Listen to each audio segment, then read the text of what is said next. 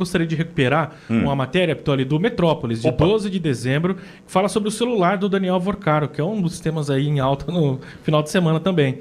O celular do banqueiro, que é dono do Banco Master, ele possui um sistema avançado, Pitoli, de proteção para preservar os dados armazenados no aparelho, o que indica que não se trata de um dispositivo de fácil acesso. Mas proteção significa que tem tudo guardado, inclusive os vídeos, né? Isso, inclusive vídeos. É difícil acessar, mas está tudo ali dentro, exatamente. Né? É, meu amigo. O telefone dele foi apreendido pela Polícia Federal no dia 17 de novembro, data em que ele foi preso. Vorcaro é acusado de crimes financeiros ligados à gestão do Banco Master, que envolve cerca de 12 bilhões de reais, além de suspeitas relacionadas à tentativa de venda da instituição ao BRB. Ele permaneceu 11 dias preso, você sabe, depois ele foi solto após comprovar que a sua saída do Brasil havia sido previamente comunicada ao Banco Central, afastando, portanto, a tese de fuga. E aí, em relação ao celular, ele utiliza um iPhone 17 Pro Max, é o modelo mais recente da Apple, cuja tecnologia é considerada uma das mais seguras do mercado. Além disso, o banqueiro adotou uma camada adicional de proteção. O aparelho está atualmente sob análise da perícia da Polícia Federal, que até então não comenta oficialmente, não traz informações do que já conseguiu ou se já conseguiu desbloquear esse aparelho e tirar dali informações. Isso porque inicialmente, quando ele foi preso, ele não quis passar a senha do celular para os investigadores. E aí é todo um trabalho para tentar desbloquear o aparelho, que, como eu disse, é um dos mais seguros do mercado. Além do aparelho, a polícia também apreendeu documentos na sede do Banco Master, inclusive o contrato firmado aí pelo banco com o escritório da mulher e dos filhos do ministro Alexandre de Moraes. O telefone tocou novamente, né? Fui atender, mas não era o meu amor. Acho que era o Vorcaro que estava ligando. Mas vamos lá. Olá, vô. Você perdeu, eu lembrei de uma. Qual? É mais antiga. O telefone toca e ele não quer falar. Essa revelou a idade agora, hein? Revelou. Foi péssimo, foi péssimo. Talvez você cantou em inglês? Talvez eu não tenha entendido muito bem. Brincadeira, não lembro dessa, Olá. Eu lembro do Roupa Nova, o telefone que toca, digo alô sem resposta. Isso é Lourenço e Lorival, não é telefone? Lourenço e Lorival. Lourenço e Lorival. Ah, mas isso aí já é... Isso aí... Eu tenho um amigo que cantaria inteira aqui, Marcelo Facinho, o cara canta qualquer moda de viola. O cara pega da quarta estrofe, meio da linha, ele canta inteira, sabe umas coisas loucas? Eu percebi que você dá para fazer primeira e segunda voz aqui. Como é que é? Perdão, eu só lembrei da letra porque ele não quer falar a senha, né? Pois é. Não quer falar senha. Mas na época nem senha tinha do Lourenço Lorival, né? Era só um telefone mudo. Eu tentei sair da história do Lourenço Lorival, você não está me ajudando. Mas vamos lá. Olha, veja, essa leveza a gente precisa dar para a informação, porque agora a pimenta ou o Vorcaro está no dos outros. Entendeu? Lembra aquela pimenta nos olhos dos outros é refresco, né? Assim que a gente falava quando era garoto? Bem, pimenta nos olhos dos outros é refresco. A gente está lá, Vorcaro, né? Com o vídeo dos outros, é refresco para nós. Desculpa tratar dessa forma, né? Mas poxa, preciso dar uma respirada aqui, Olavo. Olavo, ontem o pré-candidato à presidência pelo MBL lá, o Renan Santos, fez um vídeo, eu não vou veicular aqui porque ele até fala uns palavrões, tá, acho que não precisa, mas ele fala o seguinte: no celular do Vorcaro, vídeos e mais vídeos, de festas e mais festas inclusive em Mônaco, e diz que o negócio era aquela famosa festa Limão Galego. Conhece a festa Limão Galego? Não. Nunca ouviu falar? Não. Limão Galego, relota pego. Era assim, opa, sabe aquele... Parece-me que era um negócio de louco. Parece-me, inclusive, que usava de uma estratégia, que falei para o Barros aqui há pouco, antes de entrarmos no ar, que é um negócio inimaginável, né? Parece-me que usava da estratégia, abriu uma academia, e na academia colocava belas mulheres na academia para treinar, aquela coisa toda, e aquelas belas mulheres que estavam na academia treinando pela manhã, estavam na mesma festa à noite. Então, os políticos treinavam na academia, os membros do Poder Judiciário treinavam na academia, estavam ali, belas mulheres, e à noite aquelas belas, coincidentemente, estavam na festa. E parece-me que tem vídeos e mais vídeos gravados, né? Até quem abusou do direito de ir e vir, se é que você me entende. Tem muita gente preocupada com o celular do Vocaro. Será que são vídeos do Limão Galego? Não, é pelo. Gente chegou chegando. Né? Tinha perovomação ou salada mista. Tinha de tudo ali, Olavo. Parece-me que o negócio foi quente, hein? Eu já entendi o que você pensou. É uma disputa. Não precisa gigante. também falar tudo, assim. Não. Brincadeira, Olavo, fala. Não, perdão, há uma disputa gigante agora em relação a esse telefone, né? E eu fiquei lembrando aqui, Pitoli, de como funcionava o Epstein, né? O caso Epstein. Está sendo comparado, inclusive. Eu não iria fazer a comparação. Mas o Renan Santos, do cara do MBL, ele comparou? Comparou. É que eu só lembrei, só para não dizer assim. Ele comparou. Se ele comparou, então vamos citar essa comparação. Havia todo um envolvimento de favores sexuais, no estilo da academia e da festa do Limão Galego. Guardei, essa foi muito boa. Eu vou tapar. De favores sexuais para busca também de favores políticos, econômicos, lembrando que Epstein era bilionário. Só que Epstein é Estados Unidos, nós estamos falando de um Vocaro aqui milionário, né? Mas festas em Mônaco lá. Festas em Mônaco, mas Pitoli, eu tô com aquela do Lauro Jardim, uma festa na mansão de 36 milhões para 20 homens. A gente vai falar. Enfim.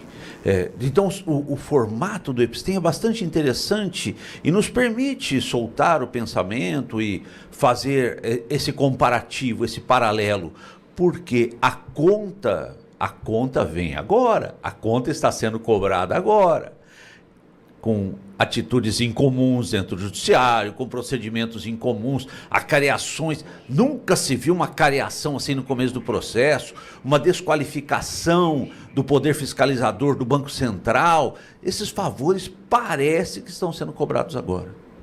Olavo, sim. Agora, a história de comparar a Epstein, e que eu acho que pode ser uma comparação, mesmo que seja um Epstein tupiniquim, mais barato. Um pouco mais barato, mesmo porque tratou com pessoas mais baratas, provavelmente, né? Infelizmente, a gente pode concluir dessa forma. Tem uma situação que me chama a atenção, em especial na CPMI do INSS, que o Toffoli, que é que eu vejo quem mais está ali num piscar, e não é de olhos, né? Está mais ali num piscar contínuo, se é que você me entende. E isso sugere, mesmo porque eu até posso acreditar que não surgiu o assunto Banco Master explicitamente naquele voo até Lima, no Peru, para assistir Palmeiras e Flamengo. Até posso achar isso. Mesmo porque o assunto pode ter sido o celular. O assunto pode... Eu pensei ontem, quando fui recebendo essas informações, automaticamente fui concluindo o seguinte: olha, pode ter razão quem disse que não tratou-se de Banco Master na viagem para Lima. Uma viagemzinha de 5 horas, não é qualquer coisa. Ok, mas podem ter tratado única e exclusivamente de um celular. Imagine você, abre uma conversa, Toffoli aqui, o advogado aqui, fala: ô, ministro, tem aqui no dia tal, vídeos assim, assim, assim. Puxa, achamos uma outra pasta aqui no celular de Vocaro, Excelência, com isso. E, salvo engano, a 12 mil metros de altura, ninguém vai desejar abrir uma janela para jogar o celular lá de cima, né, ou tentar... Não vejo essa possibilidade. Mas o que eu passei a entender é que toda a preocupação do Toffoli faz sentido. Faz sentido. Por quê? Por que sigilo absoluto? A gente nunca tinha ouvido falar em sigilo máximo. Máximo. A gente nunca tinha ouvido falar disso. Sigilo máximo não deixa ver nenhum andamento do processo. Por quê? Aí, a Damares, até tem um vídeo da Damares dizendo o seguinte: eu analiso os documentos às sextas, sábados e domingos, é assim que eu levo o meu mandato, né, para ter mais tempo. E quando chegou o celular do Vocaro e eu fui abrir, não tinha mais nada. Lembrando que esse sistema do Senado, quando existe essa quebra de sigilo, você não consegue printar a tela, compartilhar, salvar, nada. Você só tem acesso ao documento, discute os documentos, né, amparado pelos seus assessores, e ponto final. Você não consegue fazer nada além disso. Ok. Damares contou num vídeo agora que ela foi tentar acessar os documentos e não conseguiu. Não teve acesso, né, àquilo que estava dentro da CPMI do INSS e que Toffoli, desesperadamente, coloca nas mãos única e exclusivamente para análise de Davi Alcolumbre, que também não é flor para cheirar. Então, a gente tem hoje a situação envolvendo o celular do Epstein brasileiro aí, do Vorcaro, que está causando muito desconforto em quem está enfrentando um final de ano diferente. Eu volto só à questão do presidente Bolsonaro, e me perdoe, Olavo, por fazer esse retorno aqui ao assunto do presidente Bolsonaro, para entender a diferença entre um homem probo, um homem correto, e que enfrenta problemas de saúde agora, e enfrenta problemas com a injustiça agora. Mas quando a gente crê num Deus maior, Olavo, a gente sabe que se a nossa oração, com fervor, entender que seja feita a vossa vontade, a gente vai orar para que ele se recupere da saúde e que dê a Deus a injustiça. Mas e esses agora? Que sabem o que fizeram, sabem onde estiveram, sabem o dinheiro que circulou, né, o que circulou além do dinheiro. Então, a preocupação hoje em função do celular do Vorcaro, né, é uma novidade que chega, é uma novidade que está colocando todos no modo preocupação máximo, e que vai estourar. Por que eu digo isso? A gente vai falar da festa já, Olavo, mas devolvo para você. Quando essa união de esforços, inclusive do Brasil 247, Mônica Bergamo, Malu Gaspar, Lauro Jardim, dentre outros, Josias de Souza, Folha de São Paulo, Folha, Estadão, está todo mundo se unindo para agora ir contra o sistema, esse sistema. Mônica Bergamo fez uma fala dizendo o seguinte, ainda com todo o pudor, né, falando de Moraes e tal, ela disse o seguinte, é a primeira vez que a gente vê o Supremo Tribunal Federal, fala de Mônica Bergamo, não é minha, hein? Na condição de protagonista e não de moderador, como se pudesse ser moderador de alguma coisa, né? Lembrando que a harmonia e independência deveria haver entre os poderes. Mas ela trata dessa forma. É a primeira vez que o Supremo Tribunal Federal assume o protagonismo numa crise maior que Mensalão, numa crise maior que Petrolão, não só pelas cifras, mas também porque atinge em cheio o Poder Judiciário, Olavo. Então tem muita gente com muito medo, Olavo. Só no comparativo que você fez em relação ao Bolsonaro, lembra das acusações em relação a ele? Baleia. Molestou a baleia, vendeu presentes, coisas que nunca foram provadas. Agora, com essa materialidade que nós temos aí, é interessante o que o Pittoli coloca, nós falamos de um ponto extremo, que são eventuais vídeos, eventuais fotografias, eventuais questões físicas não republicanas, mas saiu do telefone do Vorcaro a questão da prioridade do contrato de honorário de pagamento, do contrato de honorários advocatícios da esposa do Alexandre de Moraes. Imagina o quanto tem no espaço entre relações institucionais ou republicanas até as que mencionamos aqui, eventuais carnalidades. O quanto tem de erro, o quanto tem de fraude, o quanto tem de acertos, de conchavos nesse espaço. É gigantesco, é enorme. Agora, é muito bom quando podemos comparar todas essas questões às acusações que recaíram sobre Bolsonaro. E você lembra muito bem, Olavo, um homem que sofreu por conta de um cetáceo, de joias que eram deles, personalíssimas, 1.200 equipamentos apreendidos em todas as operações cercando Bolsonaro, entre celulares, tablets, notebooks e computadores, e nada foi encontrado. Imagina o que tem num único celular de Vorcaro. Imagina se tivesse um pentelionésimo encontrado no celular de alguém próximo a Bolsonaro. Você pode imaginar no que teria, né, virado a imprensa brasileira de posse desses, né, arquivos, enfim. Então, Bolsonaro hoje conta com a nossa oração, conta, né, com o profissionalismo e com o amor da equipe médica liderada por Dr. Cláudio Birolini. Já está chegando no hospital, já deve falar conosco aqui sobre o estado de saúde do presidente Bolsonaro. e conta com a justiça que virá. Barros vai tratar de outros assuntos na sequência aí, que mostra. Pois não, Olavo. Perdão, se você me perdoa, eu queria voltar claro, um pouquinho lá nos veículos de imprensa. As temáticas desse final de semana, amigo ouvinte, na imprensa, se você teve a oportunidade de dar uma lida na Folha de São Paulo e encontrar artigos criticando a liberdade de imprensa, a ausência de liberdade de imprensa no país, na Folha de São Paulo...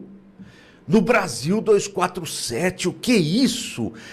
As denúncias acontecendo dentro do Estado de São Paulo, do jornal Estado de São Paulo, veículos sabidamente que recebem dinheiro da SECOM, e não dá para fechar os olhos em relação a essa movimentação, em especial porque ela revela toda uma articulação de bastidores, com objetivos, que nós vamos continuar tratando aqui. Um homem com 70 anos de idade, Olavo, caminha para 71 agora já no mês de março, né?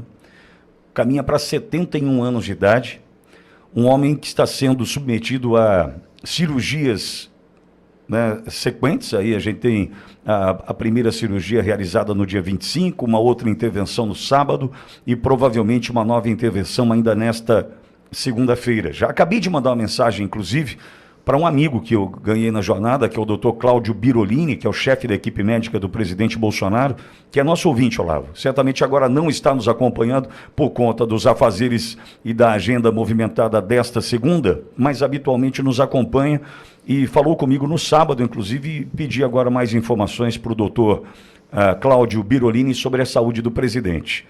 A gente não pode esquecer da idade desse tanque de guerra chamado Jair Messias Bolsonaro. Forte demais, Olavo, para suportar tudo isso. Entretanto, a gente não pode subestimar o quadro. Dona Michele preocupadíssima, com toda a razão. O quadro de soluço persistente traz o refluxo, e com refluxo medo do Carlos Bolsonaro, que vem expondo esse medo dele já há tempos com relação à aspiração, né, para o sistema respiratório, do refluxo via sistema digestório e a aspiração para o sistema respiratório, trazendo medo para muitos em função do quadro. Olavo, agora nós temos algumas situações para avaliar. Primeira, que era um troféu para esses que agora estão preocupados com o Vorcaro, preocupados com orgias em Brasília, preocupados com o celular do Vorcaro, a gente vai tratar disso na sequência certamente, mas esses que estão preocupados com outros assuntos agora, porque certamente terão muito para explicar, esses tinham como troféu a prisão do Bolsonaro no Natal e no Ano Novo. Bolsonaro vai para o hospital no dia 24, passa pelos exames, a cirurgia, a primeira no dia 25. E pelo jeito deve passar o Ano Novo ainda dentro do hospital em fase de recuperação. Um troféu que, embora eles quisessem Bolsonaro na cadeia, ele está no hospital. Mas a nossa luta vai além. A nossa luta vai por uma domiciliar humanitária. Lembrando que estamos tratando de um inocente. Olavo, bom dia mais uma vez, seja bem-vindo, Olavo. Bom dia, amigo Pitoli, amigo ouvinte, muito bom estar aqui. Nós não podemos subestimar o quadro de saúde. O Bolsonaro passa por uma cirurgia relevante, abdominal, e a crise de soluços. Basta ampliar um pouco a visão, os pontos, como ficam os pontos cirúrgicos externos e internos em crises de soluço desse tamanho. Fecham? Não fecham? O risco da ingestão, como o Pitoli bem colocou, da aspiração pulmonar, que traz o risco de pneumonia, muito comum pneumonia em idoso, principalmente na idade dele, é um risco concreto de vida. Soma esses fatores à questão psicológica. Imagina o estresse oriundo de uma cirurgia, de um quadro de saúde que não é simples, aliado, já se falava em alta agora, dia 31, já se mencionava, olha, Bolsonaro volta para a prisão dia 31 após a alta cirúrgica. Não é o quadro que aparenta pelo ritmo, pelos procedimentos, inclusive de hoje, com a questão do anestésico, tentando se aliviar o soluço. É grave. É grave, e você sabe, amigo ouvinte, você já teve experiência, possivelmente na família, de uma questão chamada comorbidade. surge uma doença, depois outra doença, e esse quadro é complicador. A prisão domiciliar, que traria um alívio a esse estresse oriundo da cirurgia, da crise de soluço, humanitária. Mas nós vemos o juiz que cuida desse processo como um juiz humanitário ou preocupado com a humanidade. Eu lembro muito do Clezão, quando o STF disse, olha, Clezão morreu de forma natural. Clezão, desculpa até interromper, Olavo, mas com a filha dele, Luísa, quando eu fui padrinho dela lá na Itália, lá na valsa debutante, ela me disse que o pai, quando apresentava problemas mais sérios, em função do que já sofria, os problemas cardíacos que já enfrentava, ele era tratado como quem fingia e jogado no corró, jogado na solitária. Tá fingindo para ir embora, vai para a solitária. A família que, quando ele morreu, o Clezão, foi e pegou a caixinha dos remédios que eles levavam para o pai tomar, as filhas levavam para o pai tomar, e os remédios não chegaram até ele. Tem tudo isso lá. Isso é a desumanidade do sistema. Exato. E essa desumanidade do sistema ela é facilmente traduzida na postura do Tribunal Superior.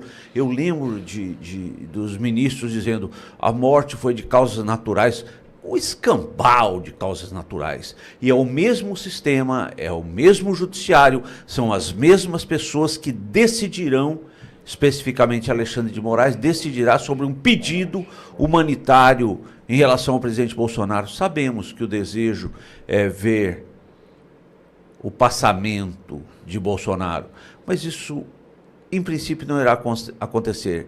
E, estrategicamente, eles sabem que temos um mártir foi criado, um mártir desse país, que é Jair Messias Bolsonaro. Ao mesmo tempo, Olavo, até em alguns momentos eu disse isso, não sei se faltava juízo ou não, né, para o momento, mas eu dizia o seguinte, a Auriverde, por exemplo, diante de tudo que a gente faz aqui diariamente, da nossa luta incansável, né, pela liberdade no Brasil, eu dizia o seguinte, olha, mas a Auriverde, diante dos problemas que esses vão passar a enfrentar, vai se colocar no lugar dela, a Auriverde, vai ser um grão de areia.